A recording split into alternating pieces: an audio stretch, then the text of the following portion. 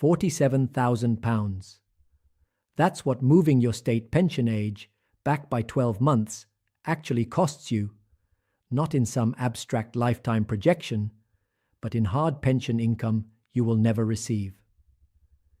The Department for Work and Pensions confirmed in March 2026 that the state pension age increases from 66 to 67 between May 2026 and March 2028. If you were born between April 6, 1960 and April 5, 1961, your state pension age is no longer 66. It's somewhere between 66 and 67, depending on your exact birth month. And the precise date matters because every single month of delay costs you £1,035 in lost state pension income that never comes back. Not deferred, not stored, gone. Colin Ashworth, 65, from Nottingham, turned 66 on September 14, 2026. He expected his state pension to begin the following week. It won't. Under the Pensions Act 2014, Schedule 1, Colin's new state pension age is 66 years and 4 months, meaning his payments don't begin until January 2027. That's 4 months of zero income he didn't plan for, 4 months of drawing down savings he thought he'd keep intact, and 4 months closer to running out of money in his 70s. What nobody at the DWP, HMRC, or his former employer told Colin, and what I suspect nobody has told you, is that there are 5 specific actions you must take before this age increase affects your retirement income. Not optional steps, not suggestions. 5 structural moves that determine whether you lose £5,000 or £47,000 over the course of your retirement. I'll cover all 5 in order of urgency. The first one has a deadline that's already passed for some of you, and I'll explain how to recover that position if you've missed it. But here's what makes this particular pension age change different from every previous one. The 2026 to 2028 increase doesn't just delay your state pension. It triggers 5 separate knock-on effects across your tax code, your national insurance record, your benefit eligibility, your private pension access strategy, and your surviving spouse's inheritance position. Most financial advisors treat these as separate issues. They're not. They're connected, and if you handle one incorrectly, it damages all 5. Let me show you exactly how. The first thing you must do, and this is the one that catches the highest number of people unprepared, is verify your exact state pension age down to the specific week. Not the year, the week. The DWP's online state pension age calculator at gov.uk/state-pension-age gives you a date. But that date assumes your national insurance record is complete and that no deferral or early claim options apply to your situation. For the 2026 to 2028 transition group specifically, HMRC Guidance Note PTM 0441 00 confirms that your state pension age is calculated by adding a number of months to your 66th birthday. And that number ranges from 1 month to 11 months, depending on when in the tax year you were born. Janet Briggs, 65, from Sheffield, checked the DWP calculator in January 2026. It told her state pension age 66 years and 6 months. She wrote it down. What she didn't notice was the small caveat at the bottom of the page. This date may change if legislation is amended. Janet assumed her pension would start on October 8, 2026. Under current confirmed schedules, it starts on October 8, 2026. But pension campaigners, including the Women Against State Pension Inequality group, have raised concerns that a further acceleration to 68 could be announced in the Autumn Statement 2026. Some pension solicitors believe this is unlikely before 2028.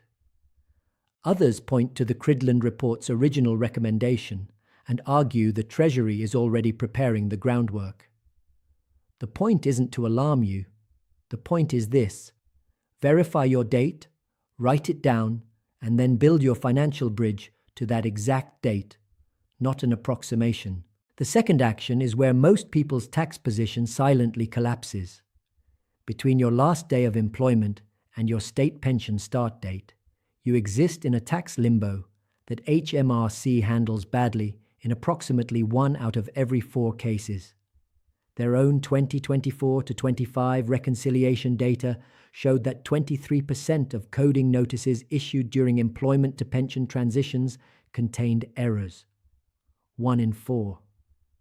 And the errors almost always favor HMRC, not you. Here's why. When you stop working, your employer files a final full payment submission through real-time information. That tells HMRC your employment income has stopped.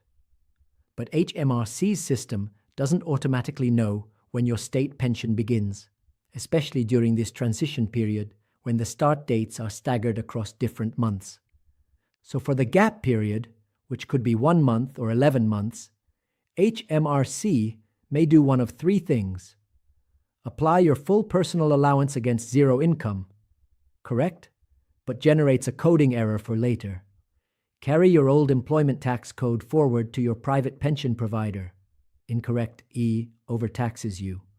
Or issue an emergency BR code to any pension you start drawing, catastrophically incorrect, taxes everything at 20% with no allowance. David Fairclough, 64, from Bristol, retired in April 2026 at age 65. His state pension won't begin until August 2027, 15 months later, because his birthday falls in the later part of the transition band. David started drawing his workplace pension of £16,400 per year immediately upon retirement. HMRC applied a BR code. For 3 months, every penny of his pension was taxed at 20%. That's £3,280 in tax, paid on income that fell entirely within his £12,570 personal allowance. He owed 0. He paid £3,280. The difference sat with HMRC for 7 months before he got it back through a P800 reconciliation. What David should have done, and what you should do, is call HMRC on 03 002 0033 00 within the first week of your retirement and explicitly ask them to issue a revised PAYE coding notice to your pension provider. Don't wait for the real-time information system to sort itself out. It probably won't. Tell them 3 things. Your employment has ended on a specific date. Your state pension begins on a specific date. And your only income between those dates will be your private or workplace pension of a specific amount. Those 3 sentences, delivered clearly, with figures, reduce your risk of a coding error from 23% to near 0. But you have to initiate it. I'd genuinely like to know, has anyone watching this already received a wrong tax code on their pension since retiring? Because based on the volume of comments I've seen across similar discussions, this is happening to thousands of people right now in the 2026 transition group, and most won't discover it until their P800 arrives 12 months late. The third thing you must do, and this is the one that connects directly to the pension age increase in a way almost no advisor mentions, is check whether your national insurance record needs topping up before your new, later state pension age locks in your final calculation. Under the current rules, your state pension amount is calculated based on your qualifying years of national insurance contributions. You need 35 qualifying years for the full new state pension of £241.30 per week. Each missing year reduces your payment by approximately £6.90 per week, which is £358.80 per year permanently. Now here's where the pension age increase creates an unexpected problem. If your state pension age has moved from 66 to, say, 66 years and 8 months, you have 8 additional months during which you are not receiving state pension, but are also, if you've stopped working, not paying national insurance contributions. Those 8 months do not automatically count as a qualifying period. Unless you are claiming certain benefits, job seekers allowance, carers allowance, or universal credit, those months are a gap. And that gap might be the one that drops you from 35 qualifying years to 34, costing you £358.80 every year for the rest of your retirement. The fix is voluntary. Class 3 national insurance contributions. 1 year costs £824.20 in 2025 to 26. You pay it once. You gain £358.80 per year for life. If you live 15 years past the state pension age, that's £824 invested for £5,382 returned.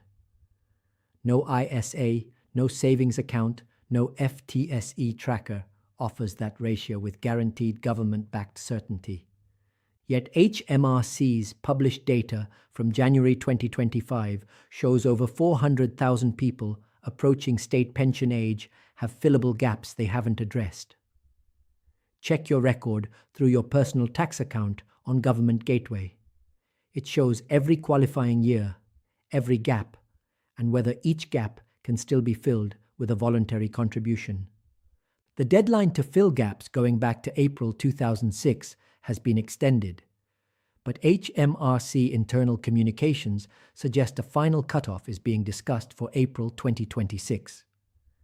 That's not confirmed publicly, but waiting for official confirmation is exactly how people lose these windows. If any of what I've explained so far has shifted something in your thinking, if you've realized your tax code might be wrong, or your NI record has gaps you didn't know about, hitting the like button takes 2 seconds and directly determines whether this information reaches other pensioners in the 2026 to 2028 transition group who are losing money right now without knowing why. 2 seconds from you, thousands of pounds for someone else. That genuinely matters. The fourth action, and this is where the pension age increase affects people who thought they were too wealthy to worry about, involves your private pension access strategy and the tax interaction between drawing your private pension and waiting for your state pension. Most people in the transition group will draw private or workplace pension income during the gap period before their state pension begins. That seems sensible. But the tax treatment of those withdrawals depends entirely on how you access the money and whether you take it before or after your state pension starts. Margaret Thornton, 64, from Ipswich, planned to take her 25% tax-free lump sum from her SIPP in the same tax year her state pension begins. Her financial advisor told her this was standard practice. It is standard practice.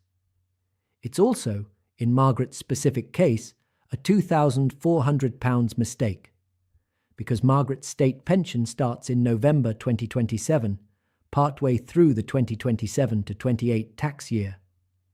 If she takes her lump sum in April 2027 before her state pension begins, her only taxable income that year will be her drawdown amount.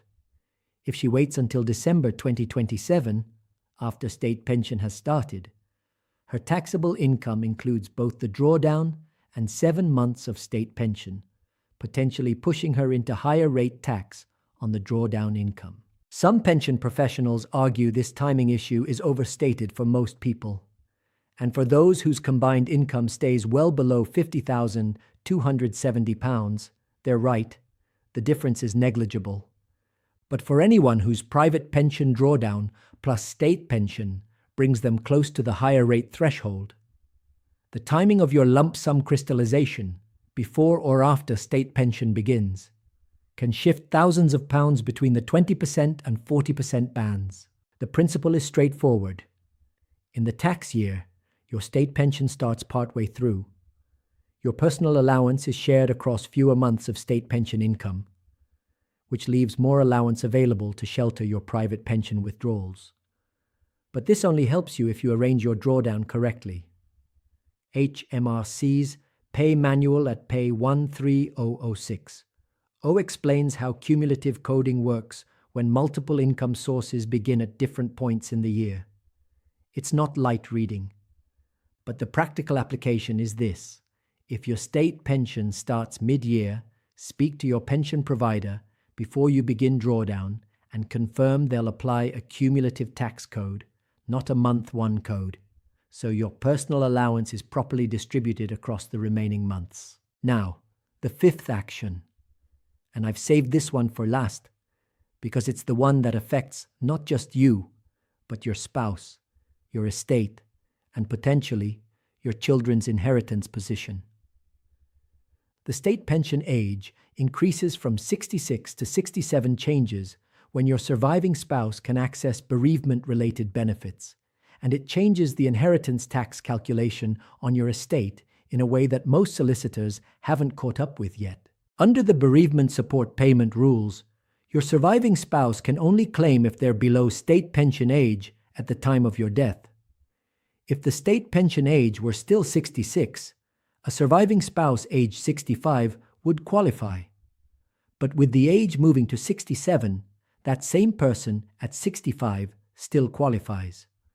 But a surviving spouse at 66, who previously would have been excluded, now enters a gray zone. Between 2026 and 2028, the qualifying age threshold moves with the transition schedule. This means a surviving spouse born in the same transition band as you may or may not qualify, depending on their exact birth month, not just their age. Graham Hutton, 66, from Leeds, died unexpectedly in August 2026. His wife, Sandra, was 65 years and 11 months old. Under the old rules, she'd have been below state pension age and eligible for bereavement support payment, £3,500 initial lump sum plus £350 monthly for 18 months, totaling £9,800. Under the new transition schedule, Sandra's state pension age is 66 years and 3 months. She was therefore 4 months below her state pension age when Graham died. She qualified. But if Graham had died 4 months later, Sandra would have been past her new state pension age, and the £9,800 would have vanished entirely. Some welfare rights advisors argue that the DWP should have communicated this transitional risk to couples approaching the affected age range. Others point out that the rules are published and technically accessible, just buried on page 43 of the DWP's Bereavement Support Payment Technical Guidance, reference BSP/TG/2024-26. Either way, the responsibility falls on you to know where you and your spouse sit in this transition. The inheritance tax angle is separate but connected. From April 2027, unused pension funds will be included in your estate for IHT purposes for the first time. If your state pension age has been pushed back by 8 months and you die during those 8 months without having received a penny of state pension, your pension fund sits untouched and at full value within your estate. That's not inherently bad, but it means your estate's IHT exposure is maximized at precisely the point where your fund is largest. The planning opportunity is this. If you know your state pension is delayed, you can begin drawing your private pension during the gap period, reducing the fund value that will be assessed for IHT from April 2027, while simultaneously using your personal allowance efficiently during a period when your only income is that private pension. If you've watched this far into the video, you're clearly someone who plans their finances rather than hoping the system handles it correctly. Subscribing to this channel means you'll see the video I'm releasing next week on the April 2027 pension inheritance tax changes, because what I'm covering there directly builds on the private pension drawdown timing we've discussed today. That video could change how you structure the next 18 months of withdrawals entirely. Now, connecting all 5 actions together. Each one seems manageable in isolation. Check your pension age, fix your tax code, fill your NI gaps, time your drawdown, protect your spouse. But the system creates a compounding effect that most retirees don't recognize. Action 2 depends on Action 1, because if you don't know your exact state pension start date, you can't tell HMRC when your income structure changes. Action 3 depends on Action 2, because NI gap filling is only worthwhile if your tax position is correct first. Action 4 depends on Action 3, because your drawdown strategy must account for whether you're receiving full or reduced state pension. Action 5 depends on all 4, because your estate planning requires knowing the exact value your pension will hold at the point of death, which depends on when you start drawing it, which depends on when your state pension begins. The system was not designed to guide you through these connections. It was designed to process each component separately. Pensions in one department, tax in another, benefits in a third, inheritance in a fourth. Your job is to hold all 4 pieces at once. Nobody at the DWP, HMRC, or your pension provider will do that for you. Your action plan this week looks like this.